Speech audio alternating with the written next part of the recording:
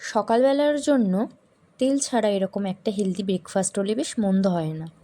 আজকের বানাবো নির্ধোসা, সাথে 2 রকমের চাটনিও থাকবে।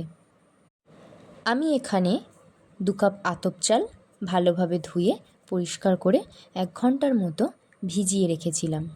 আমার কাছে সময় কম থাকার কারণে আমি 1 ঘন্টা থেকে 1.5 ঘন্টার মতো চালটা রেখেছিলাম। চালটা আগের দিন রাতে ভিজিয়ে দিলে আরও ভালো হয়। তারপর চাটনির জন্য আমি ধনেপাতা, 4 চামচ নারকেল কোড়া, পরিমাণ মতো নুন, আদা, কাঁচা লঙ্কা আর তেঁতুল গোলা জল দিয়ে মিক্সিতে পেস্ট করে নিয়েছি।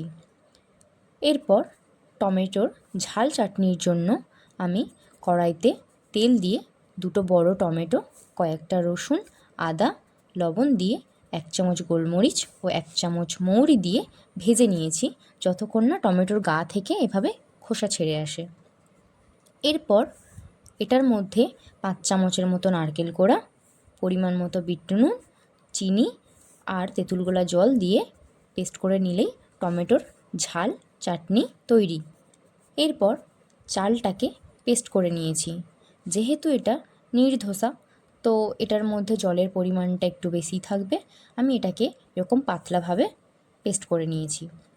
এরপর চাটনির তড়কার জন্য কয়েকটা কারি পাতা, 4টে শুকনো লঙ্কা, 1 চামচ কালো সর্ষে, 1 চামচ কলাই ডাল ও 1 চামচ ছোলার ডাল নিয়ে নিয়েছি।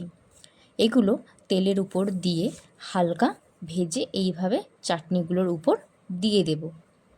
এরপর তাওয়াতে একটু তেল ব্রাশ করে এইভাবে ব্যাটারটা দিয়ে দিয়েছি।